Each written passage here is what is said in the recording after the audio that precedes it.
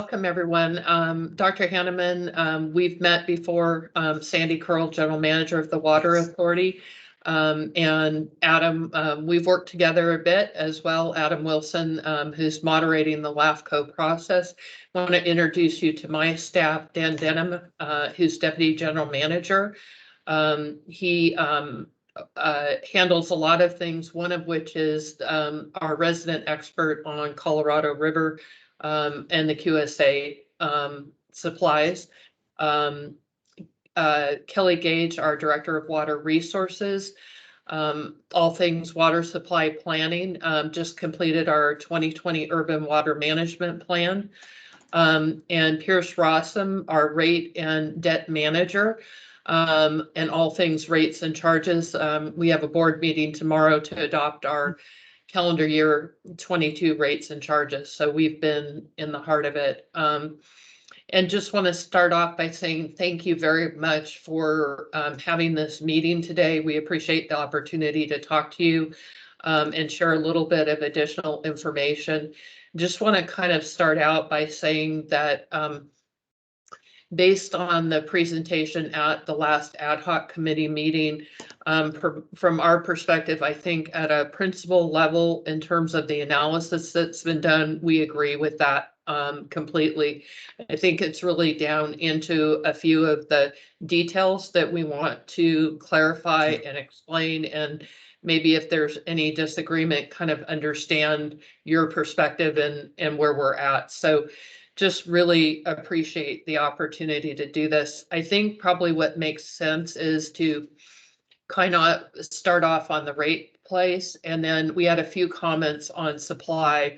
And so Pierce will start, and then Kelly Dan talking about supplies, specifically our Colorado River water. So if that works for everybody, I want to make efficient use of your time. I'd like to just have Pierce kind of jump in. We have the questions from this morning, the questions that we responded to a week ago or so.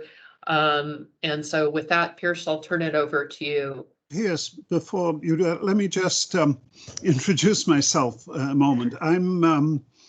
I taught at Berkeley from 1976 to 2011. I retired from Berkeley, and I've been at ASU, but I still work with research students, PhD students. And I have a home in Berkeley where I am now, as well as my original home, as well as in Phoenix.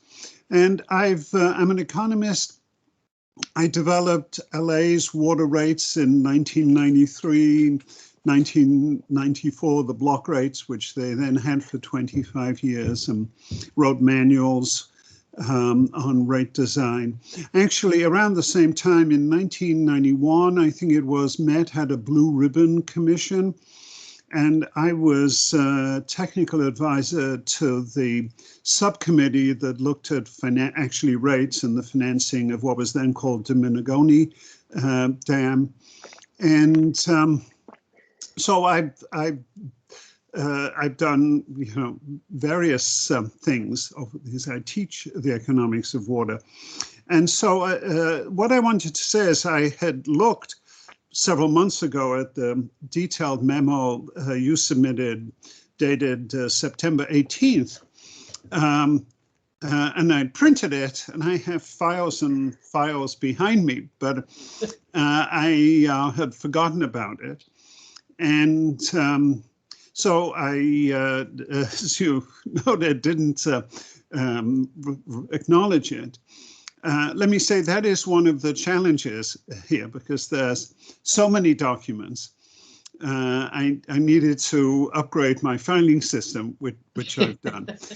But also, I wanted to try and understand things myself. Actually, I should mention, California passed a law in 1990 or something like that, saying if a municipality wanted to take over its utility service by eminent domain, the utility service could contest that. And so there'd be a court trial, not about the amount of money, but about whether I'm using the wrong phrase, but whether it was in the public interest for the municipality to take over from the investor-owned utility. And that was never tried until 2016, when Claremont sued, and I was hired by Golden State Water to argue against that. Not as I mean, I felt for a long time, particularly small municipalities face overwhelming political pressure to keep rates excessively low and to postpone investment. So we won that case in 2016. And then there was a second case in Apple Valley in the high desert. And the trial lasted 15 months, but a month ago, in May, the judge ruled again in our favor. Same lawyers, same experts. But going through that litigation with MBAs and accountants helping me, taught me that you look at CAFRs and you look at budgets. And so I sort of felt I should understand as much as I could from those documents. And so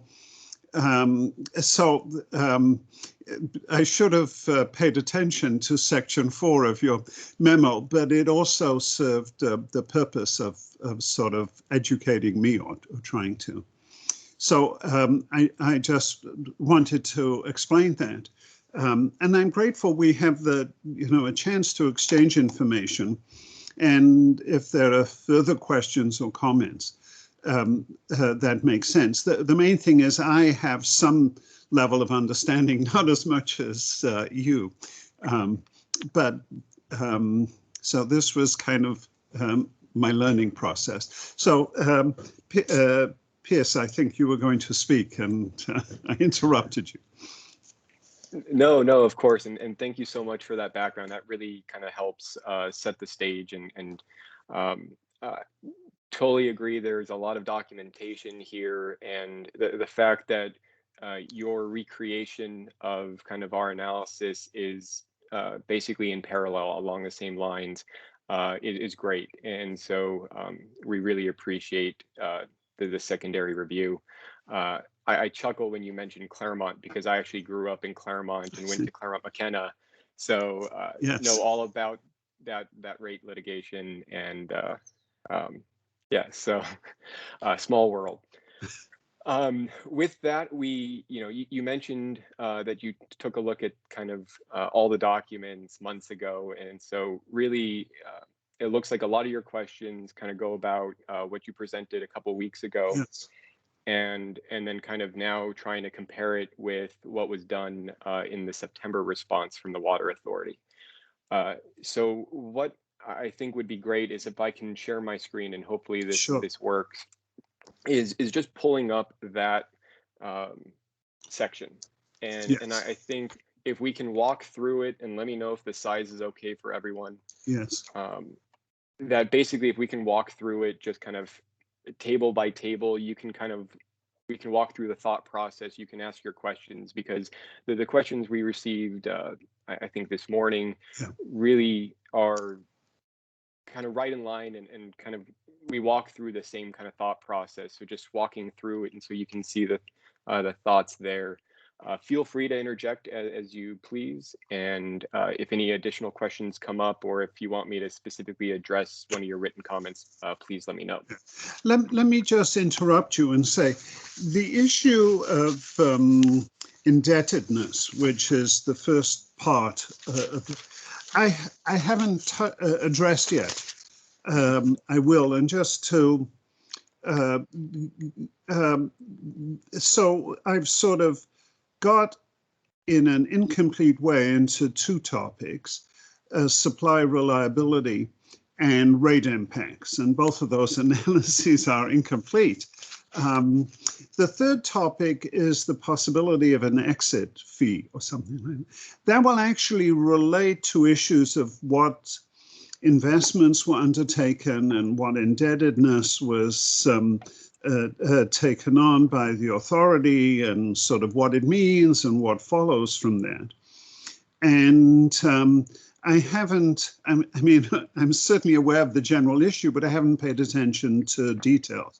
So I've sort of skipped that section. It's fine to go through it, but I just wanted to say I've skipped it because that will be coming up next. And I'll mention one other thing, and I'll repeat it, and Adam sort of knows this.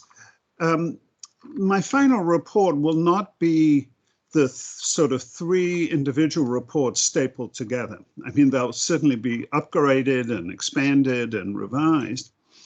But my final report, I'll actually write a report with an introduction and a context and whatever, which will incorporate that material.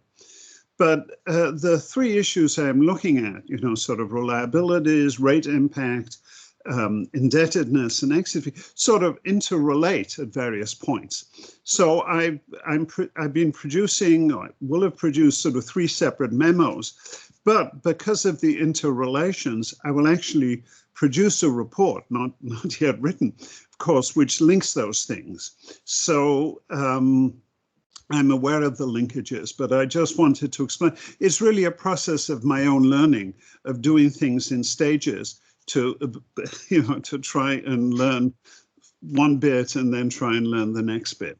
But it's sort of an artifact because they interrelate. So I just wanted to say I've noted the material on debt accumulation and projects. And it's, it's one of the many folders behind me to be looked at.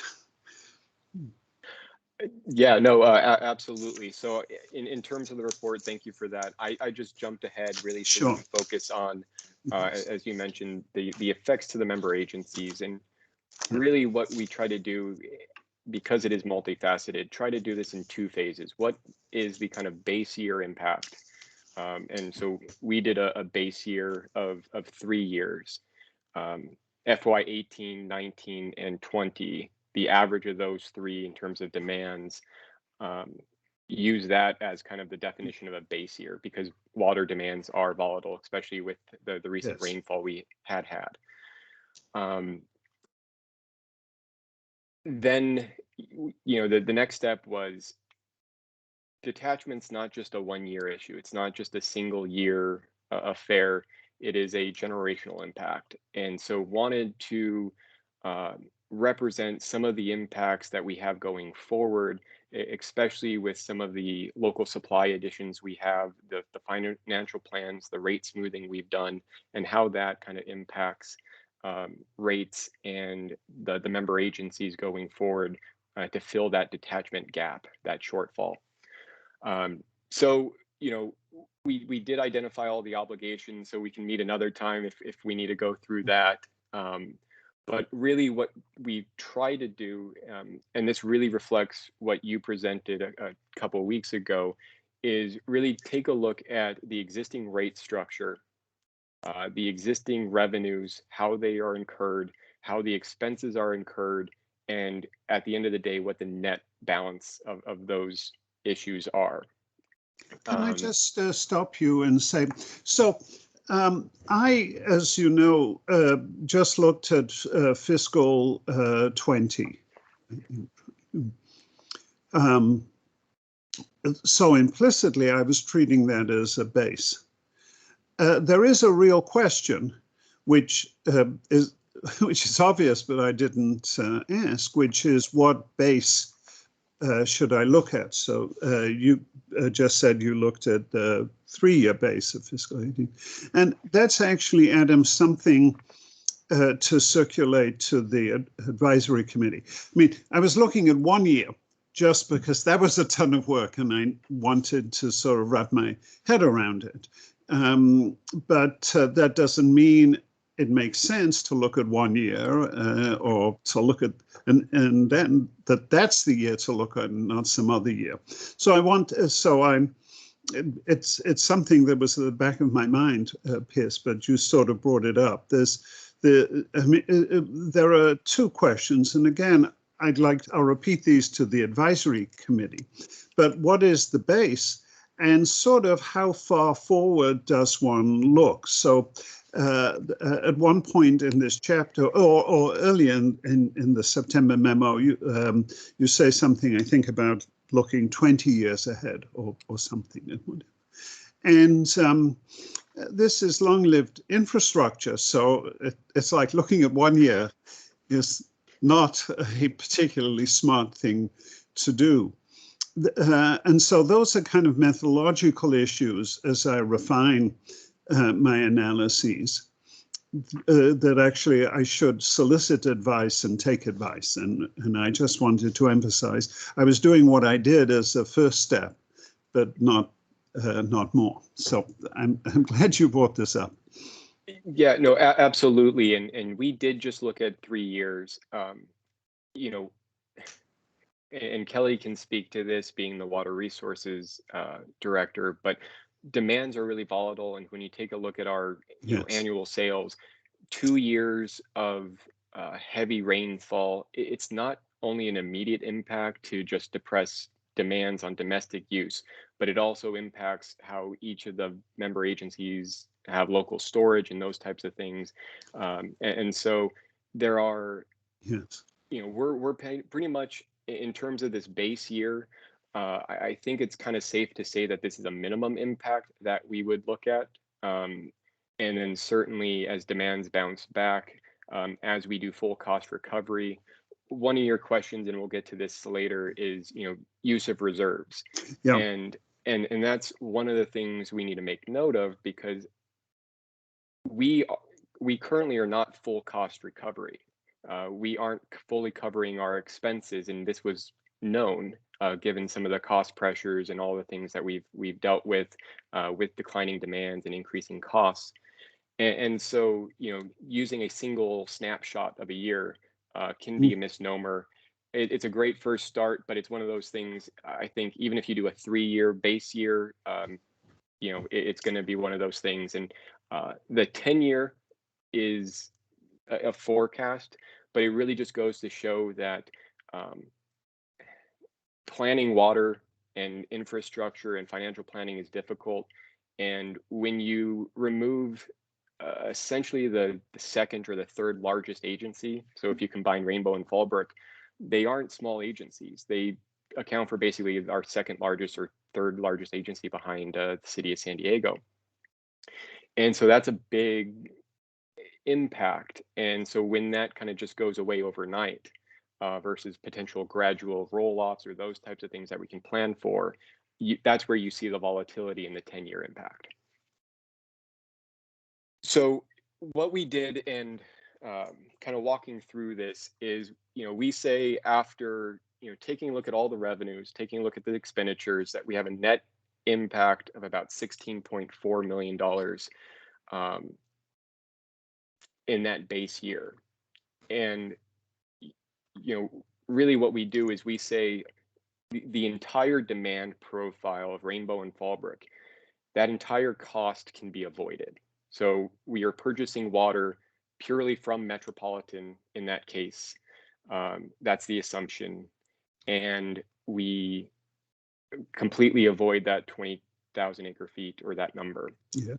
And therefore, the only costs that we really maintain are those unavoidable costs going forward. So this is what we did. So table 4.7, yes. A number of your questions revolve around this. We broke it down by agency because there are slight differences between each of those individual agencies.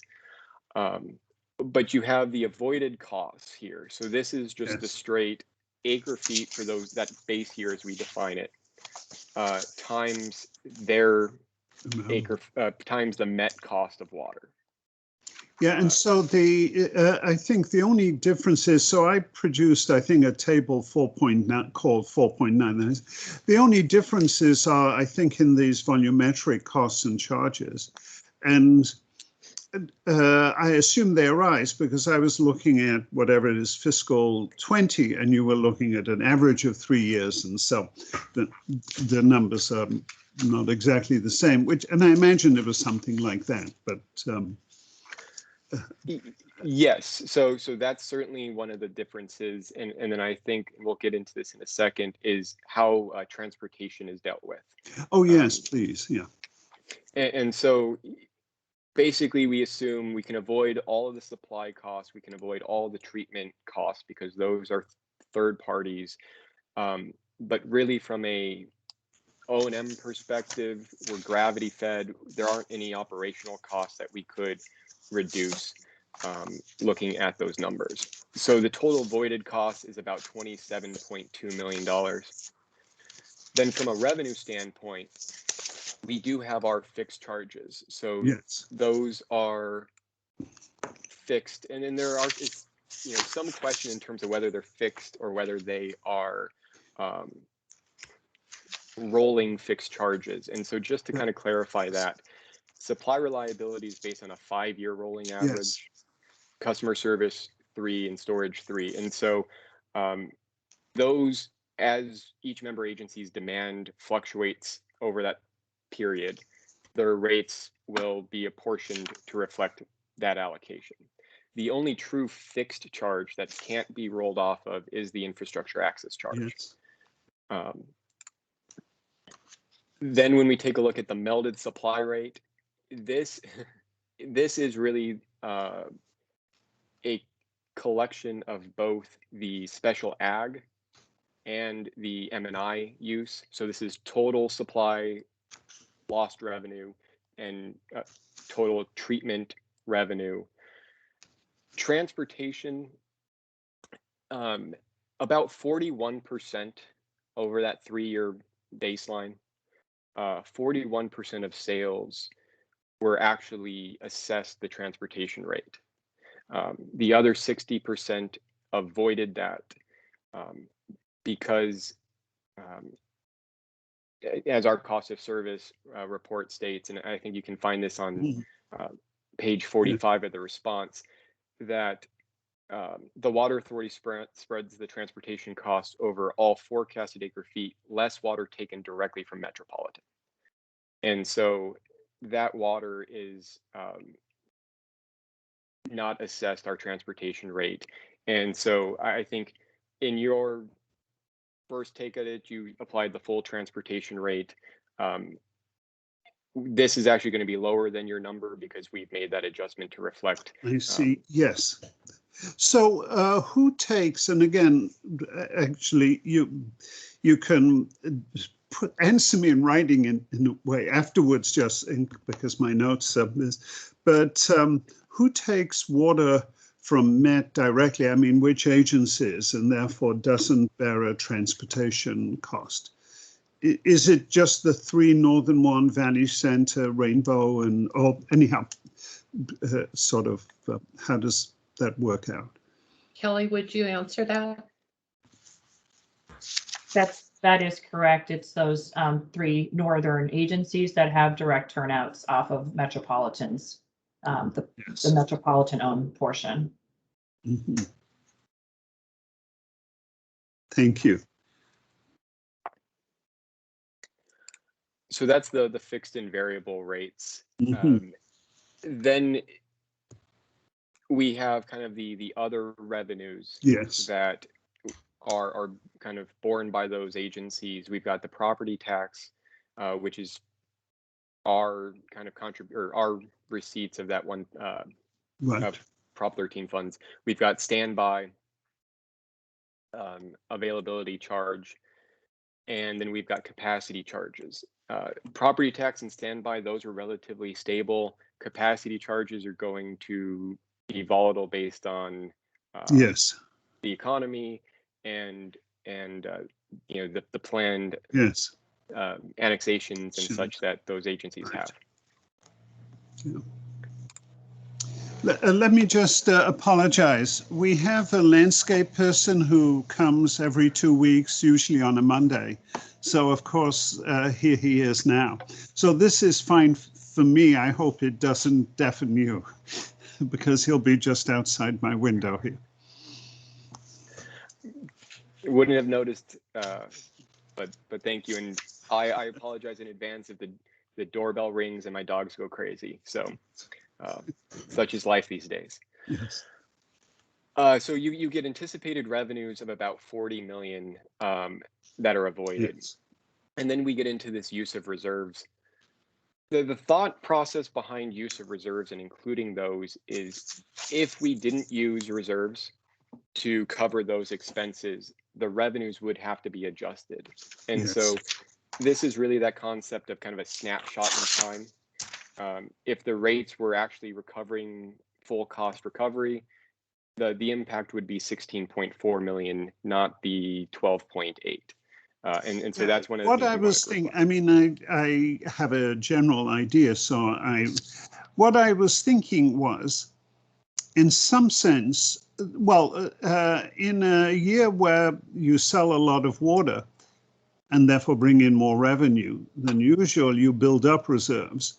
And in a year where you sell, unusually little water, you pull down reserves, or at least when you're anticipating that.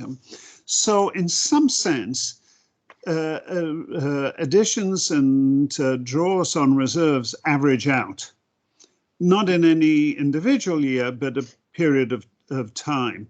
So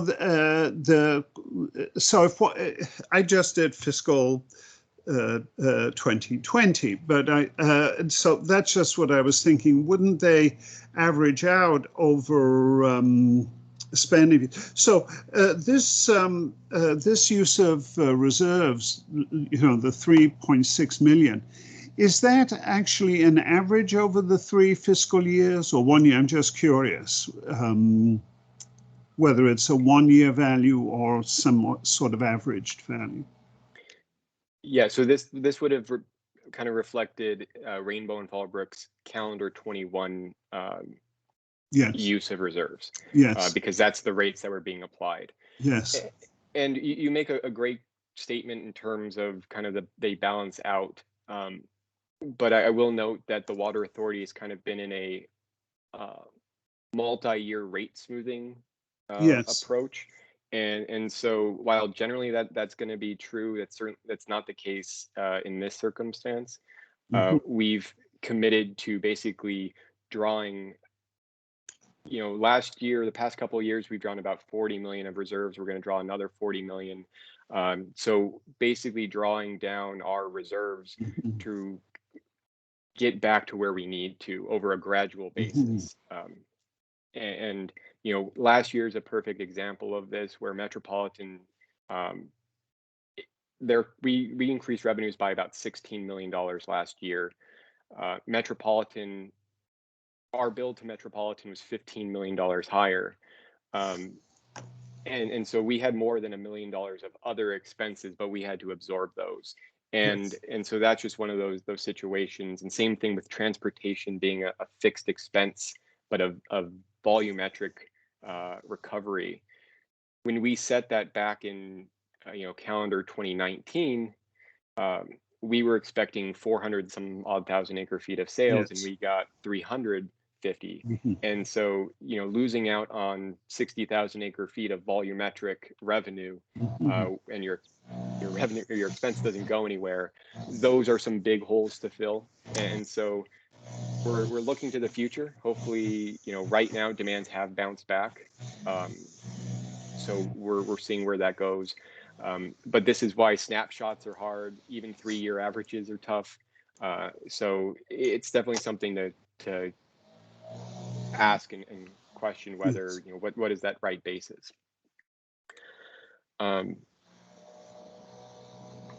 So that's what we did on a single year basis.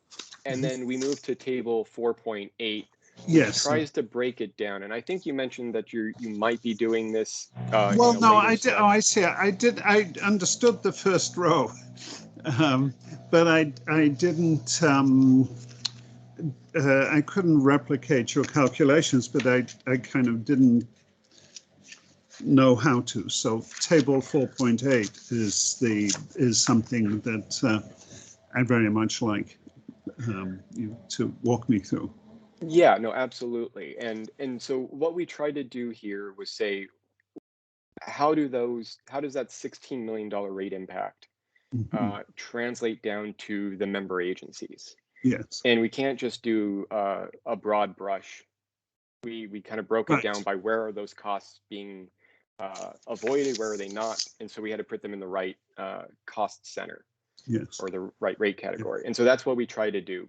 And so, you know, we have basically the 7.2 Right. in volumetric loss revenue. You Yes. see where that comes from. Right. But what we had to do is we took each of the numbers from the above table, but then because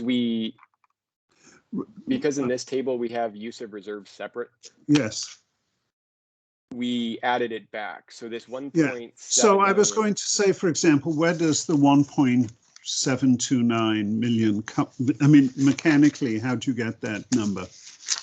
yeah, absolutely. So it's the 1.5 million from the table above, Yes. plus transportation's, you know, quote unquote use of reserve. So Which there's a little is bit roughly, oh, I see. So the difference between 1.533 and 1.729 is the share of reserves. Right. yes. Yes. Okay. That's And then that right. revenue loss number is divided by what would be the new Yes. delivery number, right? And With what does R&F mean? Rainbow and Fallbrook. Oh, gee. Yes. And what is RSF benefit? RSF is rate stabilization fund. Oh, sure. So yes, I got it. Yes. no, and apologize Yes. for not. No, detailing those out. that's fine. So no, okay, I get that. Then going down the 6.104 million, where does that show up on table 4.7? So that would be, and the math isn't clear here, but it's the supply, the melded supply rate revenue minus the avoided cost. Yes, I'm just making a note for myself. Plus reserves. So it's the 21.723 minus, what am I doing? 19.178. Yeah. Plus and reserves. so that's, you yes. know, two Yes. some odd million. Yes. And, you know, yes. going back to where we really do apply our rate smoothing and our use of reserves yes. is on the supply rate, because that is where we get gives and takes, and that's where our costs have been escalating. So you'll see a bigger number in terms of use of reserve there. Yeah, yes. Yes. And then the second row under melded supply. Yeah, so revenue loss from other revenues, this is going to be your property tax, capacity fees, and standby availability charge. And we just threw it into this category because it's the biggest denominator. We didn't really know where to apply it. So that's why it kind of says melded supply acts as a reasonable proxy. However, specific allocations would be done cost of service. Yes. And then treatment, you see the same thing, but rather than an actual increase of costs, our treatment rate is less than metropolitan. So there's a net discount savings to the rate impact. So what are the two numbers being compared, or to? I should know them, but if you just remind me. In terms of last year, our rate was 295 and metropolitan was 327. Yes. So it's that difference, $32 times some number of acre feet gives $937,000. Yeah, and that could just be the same thing in terms of the, going back to the previous table and taking the difference between the anticipated revenue and the avoided. Oh, I see. Let me just, I understand what you're saying. So if this is row A, this, and so it's the difference between 8.071 and 7.28. Correct. Yes, yes, I see. Yeah. Okay, yes, yes. And so that is just kind of, Sure. you do And all that's of what, that yes, work. and that, yes, yes. And you do all that work just to basically, as we get to the next table, in order to Yes, kind of show right. impacts by member agencies. Yes, no, I understand. And so then the next table breaks, follows your rate structure. And I had a question about why it was whatever 16.8 and not 16.4 for me. But you're using a slightly different quantity from what I was. Yes, and kind of, it's one of the natures of trying to have different Yeah. denominators bouncing around. So we do have that footnote in here that says, Yes. they're going to be a little different just because Yes. you're No, I noticed. we don't have agency demands. Yeah, We don't so forecast per I agency actually, demand. I wanted to, so I had noticed the difference between the two numbers. I'm forgetting them now, but sales versus demands. And I was going to ask you that question when I sent questions last week, and I decided I'd bring it up later. But I spent a little bit of time staring at both numbers and making sure I hadn't mistyped something, and then set it aside. But of course, your explanation, some of the member agencies buy water but don't deliver it, and they had storage, makes sense. So I had picked up on that issue, but finessed it. I appreciate your explaining it. Yeah, no, and that one, in terms of one of your original questions, yeah, the difference between the CAFR, it is difficult to kind of track, and that was just a small difference in terms of Yes. storage. So you're right. Yes. So table, so table Yes. 4, 8, 9, Yes. So that yes. redistributes that, and Yes. so you've the Yes. fixed charges are pretty simple to kind of reallocate, because you just take out Rainbow and Yes. Fallbrook. We did all that math in the previous table to get this estimated cost per Yes. acre foot impact and apply it, and there you see the impacts. Actually, I have a question. In the case of Fallbrook and Rainbow, was there any difference between your sales to them and their use of water? I realize there was with some member agencies, but was that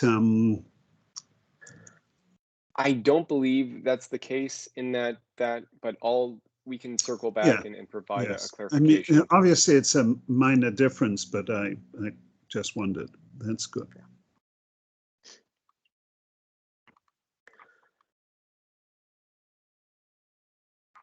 So, the next thing we wanted to Yes. do was, we just had this conversation in terms of FY20 versus base year. But what we wanted to show, because we understand kind of the future implications, is that the detachment really can far exceed the base year analysis. In some years, we acknowledge it could be lower. And so, one of your questions was, what are all the details going into this analysis? And we're happy to kind of walk through that and provide that. But in terms of just for today's conversation, I assumed you had scenarios with different demand projections in different years, and so I was then curious to know sort of how you got the demand projections and what they were. So I understand, I think, the general logic of this. perfect. And just kind of walking through it, because we tried to provide that. We tried to provide enough information to kind of follow the logic here. Yes. But it's current financials and demand forecasts, and one of the big things here is the inclusion of the local supply development. Yes. local supply development, we get a new number, and Kelly can speak to this, is we get a new number kind of every 5 years as part of the urban water management planning process. Yes. And, you know, we say, we ask each member agency, we work closely with them, when are those, you know, local supplies going to be developed? And we plug that into our model. The biggest one, you know, right now is pure water. Yes. And that's coming online in 2025. It's actually split 2 years in terms of in terms of impact. It's half is on 25, half is on 26. And so you know, we've got that, and we've got some of the other local supply additions, and everything can kind of be balanced and planned for, because these are not new, these didn't spring up on us. But when you add in detachment, you know, you have that instant loss of demands, and that ends up taking us below some of the contractual obligations that we have. And as you mentioned in your presentation, you know, those, you know, can be considered fixed, and that's what ends up occurring is with detachment, in addition to all the other planning processes that are in the works, we fall below that 330,000 acre foot threshold in some years. And, you know, so that 2018 demand reset is what was used in terms of the best forecast we had beyond just the 1 year rate setting numbers we get for rate setting. So that was the document. So we basically took current sales, escalated, you know, back to 2030 levels, and then kind of said, what are the impacts? And so we ran parallel financials, parallel in the sense that we ran one with detachment, one without, and we tried to maintain the same rates, the same board policies, the same coverage requirements, the same reserve levels, the same all throughout, and end up at the same spot. Because that's one of the tricky things with all of this is, you know, you can give and take a couple years in terms of fluctuations, but a 10-year look was kind of long enough to kind of have some of those idiosyncratic nature, you know, factors kind of flesh out a little bit. It's not to say that the impact is gone after 10 years. It's just to say, no, of course, this is where it's most volatile. Yes. No, I understand, and as I said, I haven't really. I just had 1 year analysis, so I wasn't answering the question: should one look at 1 year or multiple years? How to do it? And some version of the analysis you did strikes me as the thing to do. As I said earlier, one of the things I'm thinking of doing is composing a memo to the committee, mentioning some key questions, like you use the 3-year baseline, I use sort of fiscal 2020. Should I use a 3-year baseline? You know, should and those three. And similarly, I just did a 1-year analysis, but if I wanted to look forward, should I use 10 years? Should I base it on the interim demand set? And what I'm getting at, there's different ways of doing things. So I want the committee to know what I'm thinking of doing, and I'd be open to suggestions, and I'd evaluate the suggestions. And the point of all this is I've done a very simple analysis looking at 1 year, which, as I say, got me into understanding things, but wasn't intended to be the last word. And so, Adam, I'm thinking of a way of interacting with the committee is to ask these questions like now, so we can see what they say. And this will be, I think, with a number of issues as we go forward, not just rate impact, but exit fees. do this. There'll be a number of different ways of looking at the data, and I'd like to, get input. So I'll interact with the advisory committee, not just once a month when I report, but while I'm doing the analysis. And so in this case, if you could sort of supply some of the detail, the spreadsheets or the assumptions, and just because I'd like to be able to replicate what you're doing so I understand everything and can look at. But it's also an example, and this is something I've learned as a researcher. You come up with numbers, and then someone says, well, why the hell does it go from 45 to 28 to 11 in 3 years?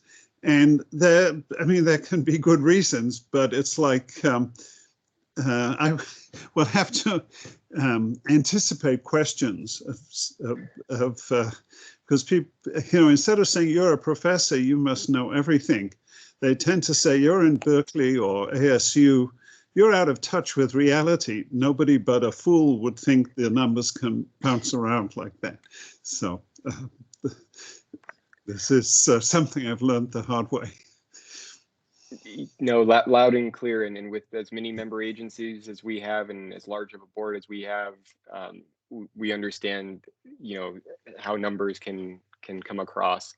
And in this circumstance, it's really just reflective of kind of that short-term reality that we live in with Yes. water sales.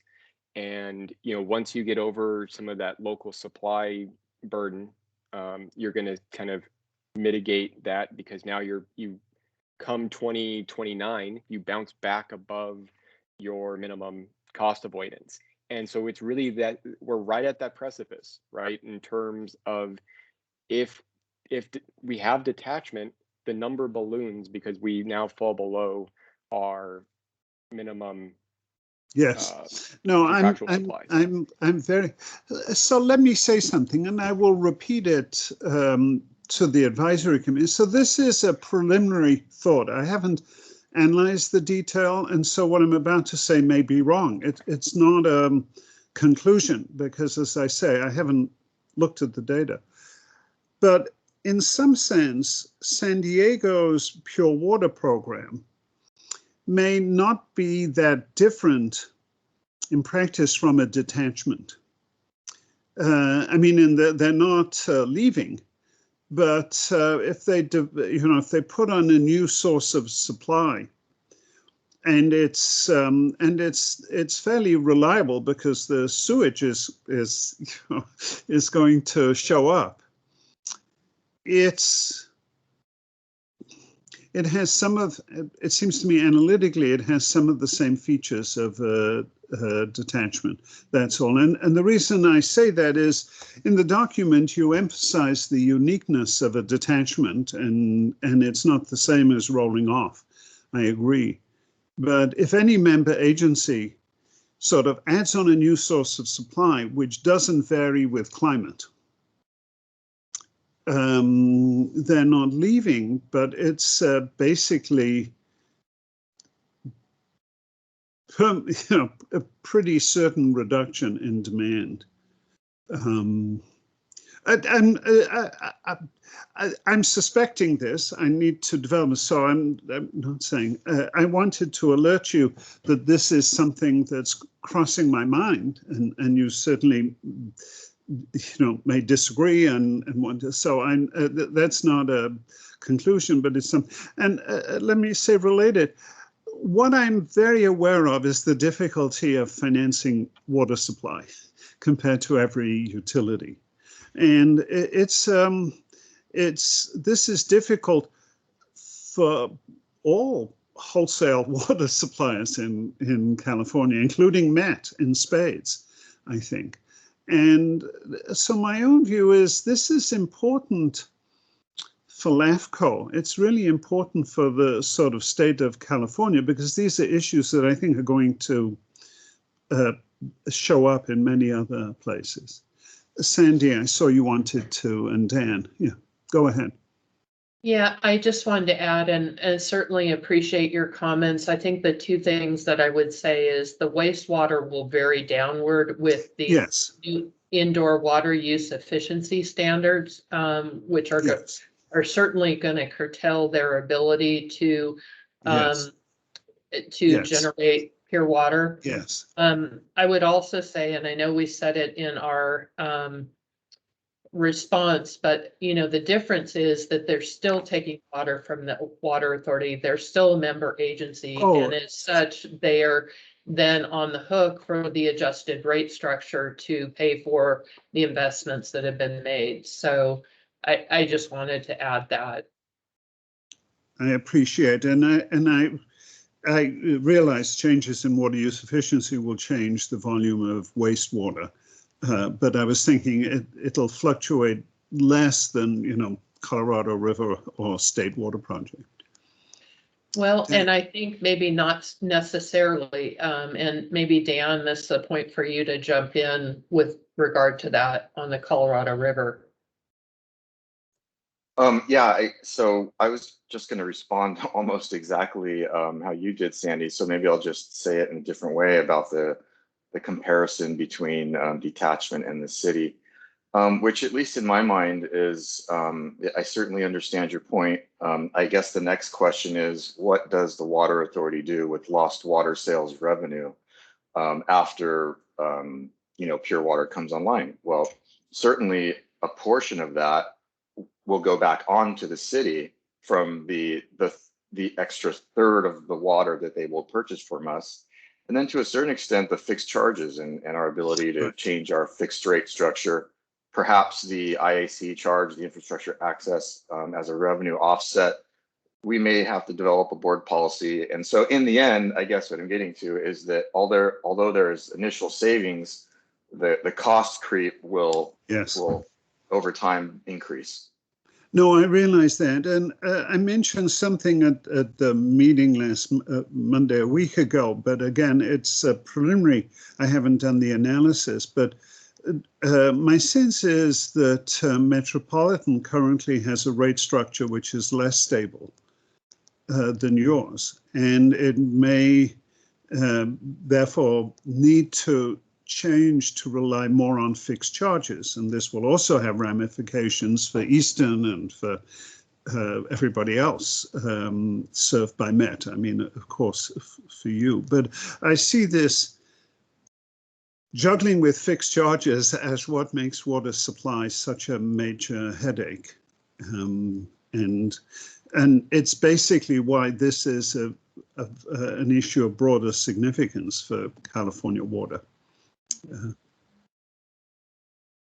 Yeah, and I would also add that with MWD, they have some major projects that had not been incorporated into their rates and charges is going to significantly affect their costs going forward.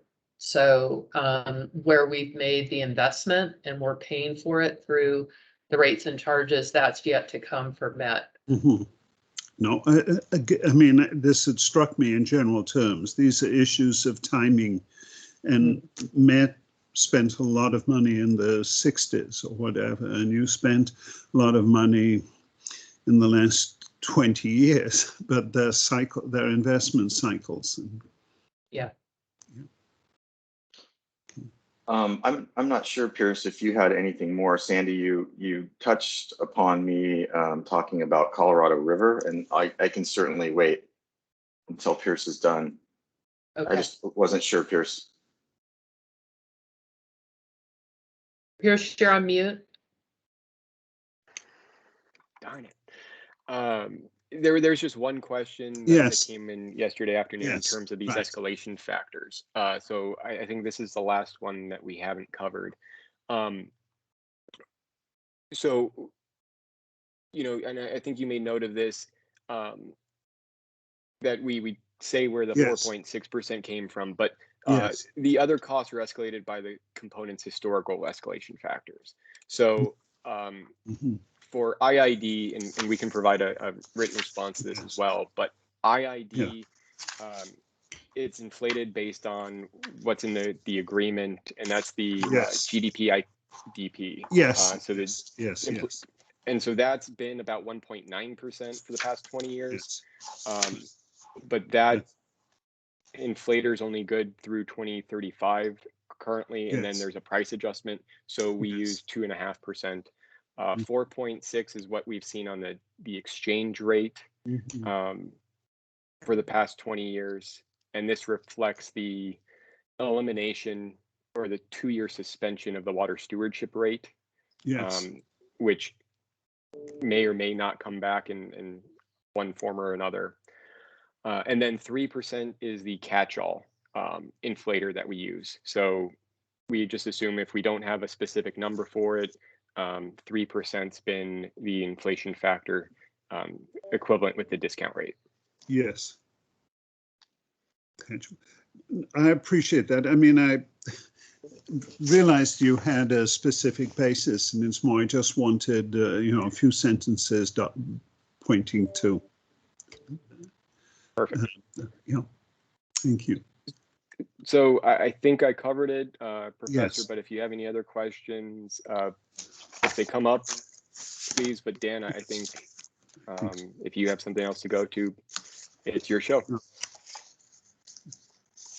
Okay. Yeah, Dr. Hanemann, I just wanted to talk very briefly, I think, about Colorado River and the reliability piece. I know you're not starting from scratch here. I'm familiar with your work for IID and the equitable distribution plan. Yes. That's a good foundation there. But I just really do want to underscore the reliability piece, because with the reliability of the IID water, it comes at a cost, and it's a fixed cost, as you've alluded to. But really, so our water is tied, and I think you know this, to the 2.6 million acre feet worth of present perfected rights on the Colorado River, right? So just for the benefit of the group, in any year in which there's less than 7.5 million acre feet worth of water released for consumptive use in Arizona, California, and Nevada, present perfected rights have to be fulfilled first. So I think it's very important in terms of the reliability of the water and what it's tied to. Now, I think you know that Metropolitan's water rights on the river, its basic annual apportionment of 550,000 acre feet. Nevada and Arizona and Mexico, for that matter, will be taking severe cuts. And really, they're going to be taking severe cuts for the first time starting on January 1 of next year. But as those cuts continue, Met's 550 is next in line. And I just think that's an important distinction to make between reliability of the water, especially when you contrast that with, the two main supply sources for Metropolitan, the river, which is a junior priority status, and then the State Water Project, which is on, as you know, a 5% allocation this year. So, 50% of our supplies are tied to things such as the high priority river water, Carlsbad desal, which everyone would like to say is one of those drought-proof type supplies, as well as reuse, right? But Metropolitan's two primary supply sources are quite candidly unreliable, and just in terms of their legal status on the river and hydrology in California. So, that's all I really wanted to say. The drought contingency plan. I'm not sure how familiar you are with that. Yeah. So right now the projections are showing that Metropolitan, within the next, I think it's 2 to 3 years, there is a 1 in 3 chance that they will have to make a contribution to shortages, and that's something that they just recently agreed to. Based on the criteria in the DCP, that number can be anywhere from 325,000 acre feet, or cumulatively up to, I believe it's 975,000 acre feet over the next 3 years. So that's something that, in my opinion, of course, it's a 1 in 3 chance now, the way the river operations are going. That probably could turn into a 1 in 2 chance here very soon. So it's not something that's going to stick per se into the future, but it's a reality in the short term. So I just wanted to say all that and just get your thoughts. If anything that you have looked at so far or anything that I've said has changed your opinion on the river and the reliability and the priority system, because I know it is very nuanced.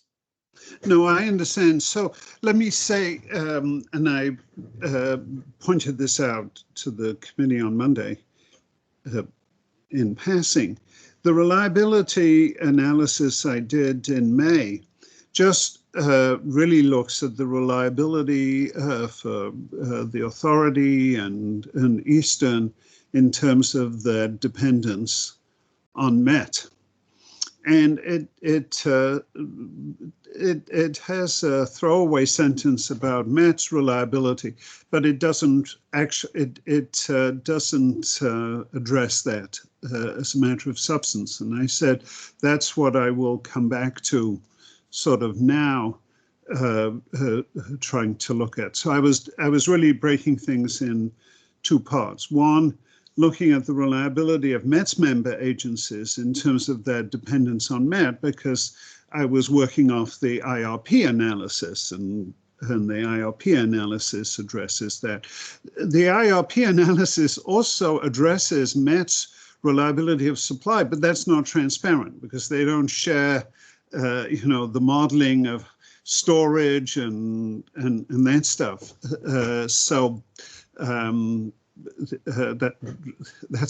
I couldn't use the IRP analysis to look into this, except to note that there is a chance of shortage for MET and for its member agencies. But I'm coming back to that now. I understand. And I see this as an issue as an economist of the value of reliability, and what I mean as an economist, I'm interested in trying to measure this. But this is really, at the end of the day, a decision for LAFCO staff, and then the LAFCO Commission.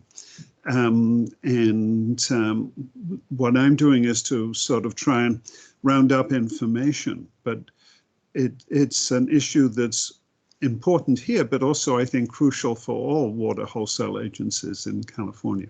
So, Sandy. I have a question for you. You talked about you looking at the reliability of the Water Authority and Eastern. Given that the two detaching agencies aren't buying into Eastern system, which means their water is only directly coming from Metropolitan, how do you kind of square that up? I see. Well, so first, that's a fair question. And I haven't, what I did in May was just look at Eastern vis-a-vis the authority.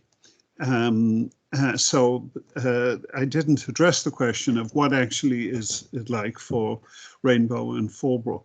So I need to I need to look at that. I haven't, and so I haven't looked at it, so I can't say a lot. But obviously, a key point is what the agencies, those agencies in Eastern, say about the arrangement they're expecting to make. I mean, what they've have said in documents so far. But there's also going to be limits to what I can say, because in some sense, this is bargaining between Eastern. It's either contracts to be signed between Eastern and the agencies, or sort of subsequent bargaining. And at this point, I mean, I don't have sort of information or insights to speculate about how that will work out. I would just say in their actual documents that they've submitted, they've been very clear that they're not buying into Eastern system. Yes. They're not paying. And in fact, if they did buy into Eastern system, and Kelly, correct me if I'm wrong, the cost that they show online for buying into that system would have them paying more for water than what they currently pay at the water authority. So that's why I, you know, No, bring I, it up. no, Yeah. I haven't looked at the, I mean, I've read these, I've forgotten the details, I will come back to them. But, and what I was getting at just now is maybe they'll look at the situation and decide something different with Easton. That's all I'm saying. If I were detaching and joining another agency, I might want to think kind of hard about what sort of assurance I'm going to get. That's all I'm. So.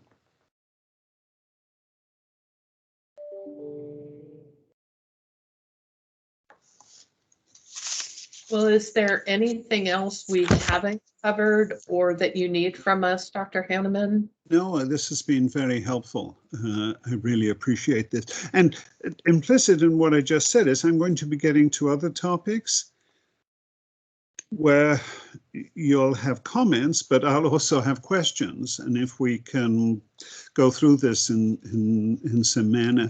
And let me say, I mentioned to Adam, I mean, if Rainbow and Fallbrook or anybody else, any other, wanted to join in this meeting, that certainly is fine with me. And the point is, obviously we can have the advisory committee meetings, but while I'm working in between meetings, it may be useful to have question and answer. And if there's a way to do that, to keep in touch with the advisory committee, that's what I want to do. So it's all to be, but that's in Adam's hands, and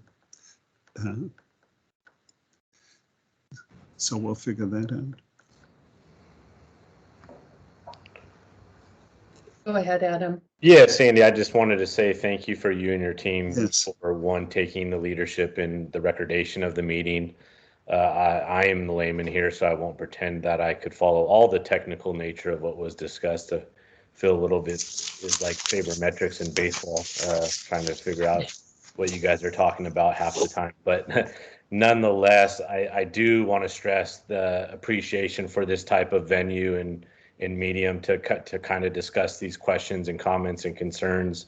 I certainly stress the importance of all the letters and materials and written correspondence that have been provided, and I fully understand that material is very important for the administrative record. But having been tasked for me basically having to keep our hands on the steering wheel as we kind of move through this process, my job is to kind of keep things on schedule. So this type of interaction, I think, is very advantageous for not just you, but also for Dr. Hanemann and other members that will eventually probably be reviewing this to kind of have that discussion so that we can kind of keep pushing forward and not exhaust ourselves with an extensive back and forth with written communication.